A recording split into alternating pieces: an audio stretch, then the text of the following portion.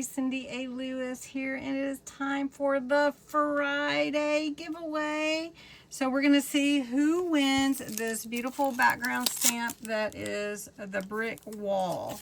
It's a really cool one. So let's go to the random comment picker.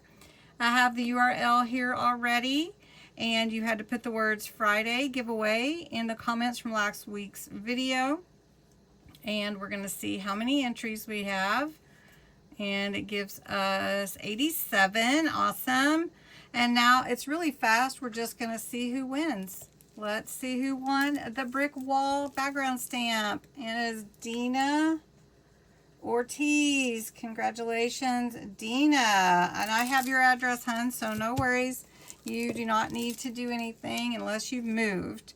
All right, so let's go back to our Friday giveaway image. In order to enter the next giveaway on Fridays for this wood background stamp would be to enter the words Friday giveaway, be a subscriber to my channel, 18 or older, US or Canada, and you have to put those words in the comments. You can enter every single day, and if you share the video, then you can enter again, and I appreciate that so much. So give the video a like, subscribe to my channel, enter the words Friday giveaway to be a part of this giveaway.